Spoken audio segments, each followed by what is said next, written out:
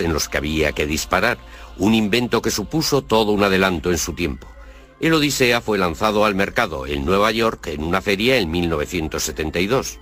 Fue el mayor éxito de la feria. Todo el mundo, incluida la prensa, estaba entusiasmado.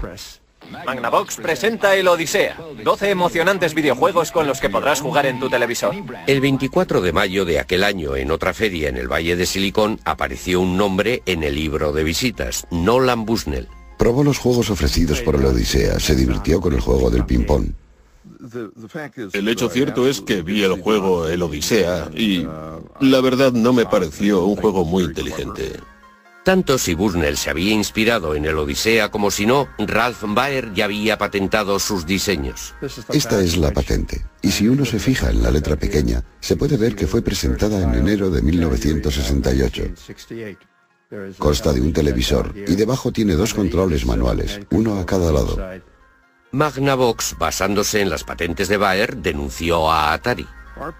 Nuestra postura siempre fue clara. Dijimos, solo llegaremos a un acuerdo si nos cuesta menos que aceptar un pleito. Después de 4 años de negociaciones, Bushnell y Baer se vieron las caras por primera vez en la escalinata del Tribunal Federal de Chicago en 1976.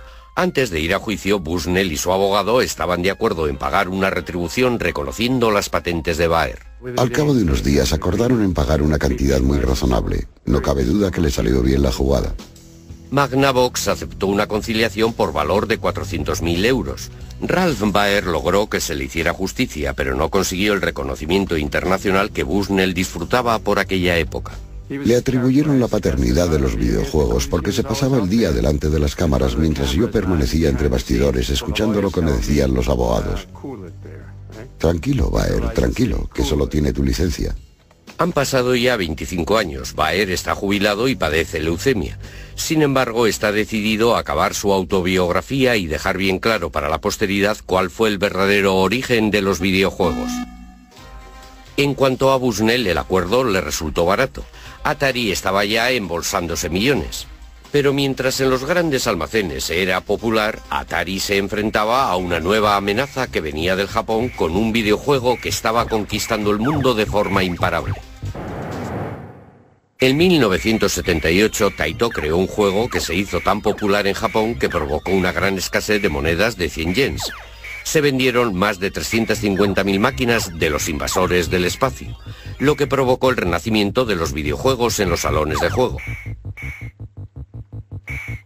La respuesta de Atari fue sacar al mercado su propia gama de videojuegos espaciales y de tiro. Los brillantes jóvenes ingenieros de Nolan Bushnell fueron los pioneros de una nueva tecnología llamada gráficas vectoriales con una nueva presentación muy llamativa. En 1979, Asteroides se convirtió en el mayor éxito de toda la historia de Atari.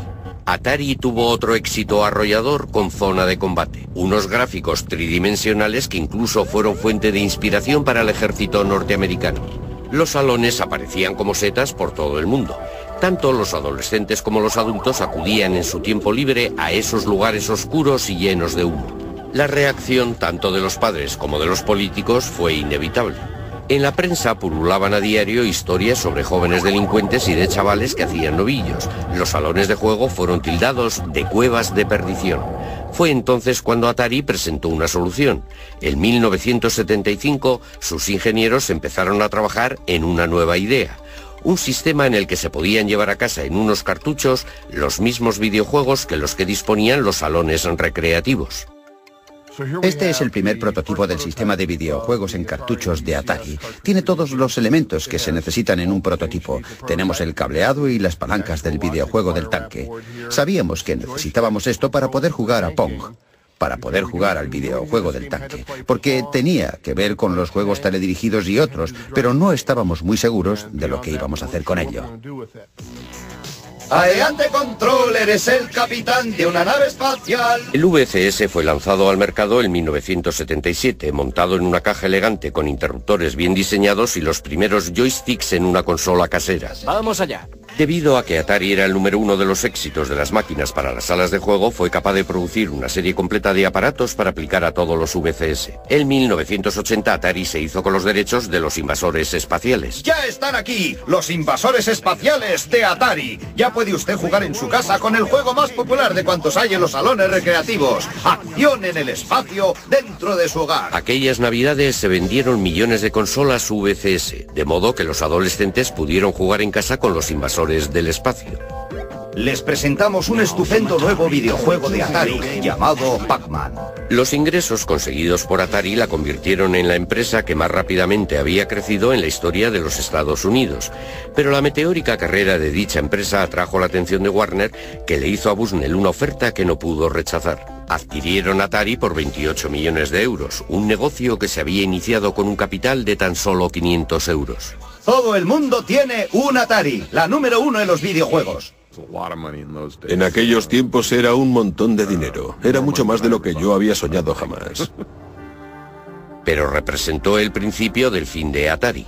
Bushnell, al cabo de muy poco tiempo, acabó rompiendo con los nuevos propietarios. Estábamos lanzando al mercado los VCS y comenté a los míos, bien, se acabó lo de los VCS, y me dijeron, ¿qué? Añadí, bueno, no, pero va a ser así, y se quedaron horrorizados. Los nuevos dueños de la Warner estaban insatisfechos de la dirección de la empresa. Eran neoyorquinos y no lo entendían. Pensaron que todo era muy raro y empezaron a desmontarla trozo a trozo, a desmontar toda la cultura corporativista que teníamos. Y al final lo que hicieron fue aniquilar la empresa. Fue la cosa más torpe que he visto en mi vida. Finalmente, tras una serie de decisiones importantes tomadas por los nuevos jefes, Bushnell tuvo que abandonar su cargo. Le indemnizaron y le pusieron de patitas en la calle. La industria había perdido a su visionario pionero, pero no se habían acabado los problemas de Atari. Bajo la nueva dirección, los diseñadores estrella de la talla de David Crane no eran ya valorados por el papel que habían jugado en el mayor éxito que había disfrutado la empresa. Nos hicieron un montón de promesas que jamás cumplieron. Nosotros teníamos unos ingenieros clave que elaboraban los cartuchos para los videojuegos, que ganaban entre 50 y 60.000 euros al año. En 3 o 4 meses producían el software para un cartucho que podía llegar a venderse por un valor de 100 millones de euros. Si nos hacían pensar que no valíamos más que los encargados de poner los tirafondos de las cajas, eso quería decir que no estábamos en la empresa adecuada. David Crane y otros 3 diseñadores importantes abandonaron Atari y crearon su propia empresa, Activision. Tras 2 años de pleitos con Atari, se hicieron con los derechos para poder diseñar y producir sus propios videojuegos. El propio Crane diseñó el videojuego más exitoso de todos los tiempos, Pitfall. Todos los juegos que desarrollamos nosotros fueron grandes éxitos. Cuando La Trampa salió al mercado fue el mayor de todos los éxitos porque se vendieron muchos millones de unidades. Lo que en realidad estábamos desarrollando con Pitfall era el primer videojuego provisto de una consola. Activision volvió a encender la llama del espíritu creativo de la primera época de Atari, pero al mismo tiempo, sin quererlo, provocó un desastre. Fueron muchos los que se cegaron con el éxito de nuestro trabajo y desgraciadamente invadieron el mercado con productos que nadie quería comprar. Atari contribuyó a la pérdida de confianza en los videojuegos por parte del público, ya que había productos como el E.T. de muy baja calidad. Un videojuego de E.T., ¡guau! Muy pronto con ustedes. Millones de copias de E.T. acabaron en la basura. Deje que E.T. entre en su casa. El mercado de los juegos de ordenador se desmoronó y en 1983 la Warner anunció unas pérdidas de más de 250.000 euros, cayendo sus acciones en picado. Lamento haber vendido mi empresa a la Warner, es la cosa más estúpida que he hecho en mi vida. En 1984 la Warner se deshizo de Atari y con ello fue declarada la muerte de los videojuegos norteamericanos. Pero en otros lugares, una nueva raza de diseñadores de tan solo 12 años que trabajaba en sus habitaciones estaba resucitando la industria que acabaría convirtiéndolos en adolescentes millonarios. En los 80, unos adolescentes británicos montaron una revolución en sus cuartos, en las aulas y en los patios de los colegios. Eran los alumnos más raros de la escuela. Unos genios de la ciencia que eran buenísimos en matemáticas pero con pocos amigos, y que sin embargo se iban a convertir en millonarios. Sí, empezó como afición y se convirtió en una obsesión, y luego en una carrera. Los gemelos Philip y Andrew Oliver eran unos típicos adolescentes británicos. Sus padres no permitían que hubiera una videoconsola en casa. Sin embargo, pensaban que un ordenador sí que era algo educativo. Muy oportunamente apareció en el mercado toda una serie de ordenadores personales baratos como el Spectrum ZX y el Commodore 64. Miles de progenitores británicos los adquirieron para sus hijos con la idea de que les ayudasen a hacer los deberes, pero los chicos tenían otras ideas. Sin que nadie les echara una mano, descubrieron que eran capaces de crear sus propios videojuegos como los que había en las salas de juego e incluso mejores.